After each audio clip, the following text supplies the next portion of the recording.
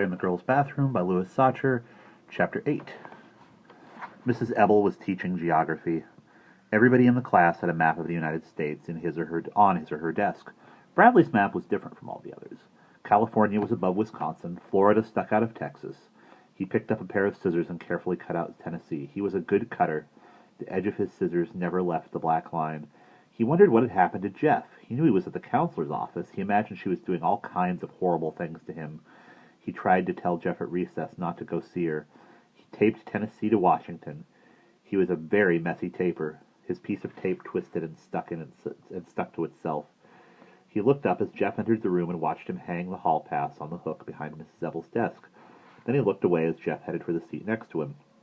When the bell rang for lunch, he shoved his map into his desk and pulled out his paper sack. Because of the rain, everyone had to eat outside in the auditorium. He and Jeff walked there together, sort of. He's walking next to me, Bradley thought, but I'm not walking next to him. The auditorium was hot, steamy and noisy. Long tables with benches had been set up across the room. "Where do you want to sit? Where do you want to sit?" asked Jeff.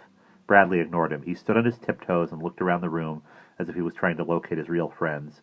Jeff walked away and sat at one of the tables. Bradley walked behind where Jeff was sitting.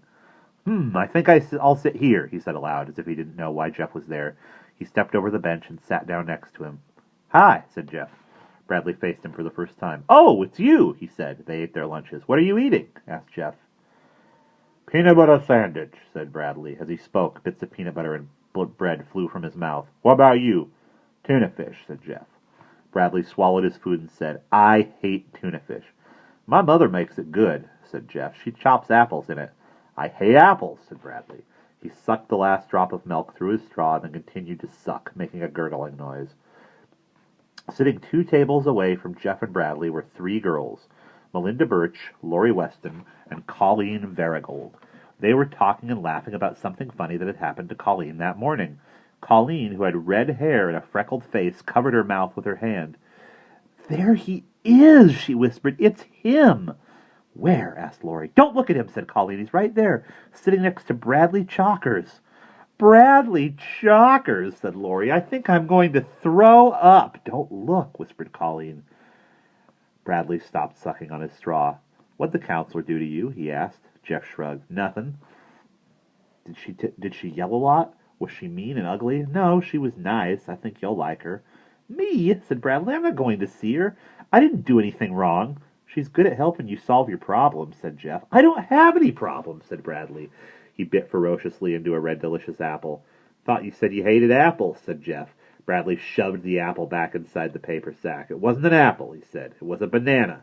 Jeff's face suddenly changed color, first from white, then to bright red. "Ooh, I think he sees you," said Melinda. Lori laughed. Colleen blushed. "Come on," said Lori. "Let's go talk to him." She stood up. Lori Weston was a short, skinny girl with long, straight black hair. Melinda got up from the table, too. She was nearly twice the size of Lori. She had short brown hair. "No, don't go," pleaded Colleen. "What's the matter?" asked Bradley. Nothing," said Jeff. "So did I miss anything in class?" "No, Mrs. Ebel gave everybody a map. I got one."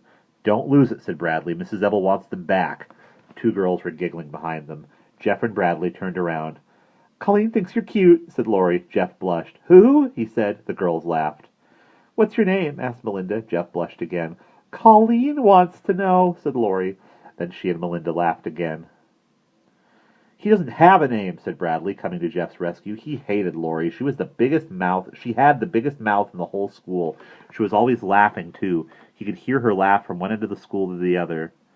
"Ew, Bradley Chalkers," said Lori, holding her nose. Lori Loudmouth," said Bradley. We're not talking to you, Bradley," said Melinda. "Get out of here or I'll punch your face in," he replied.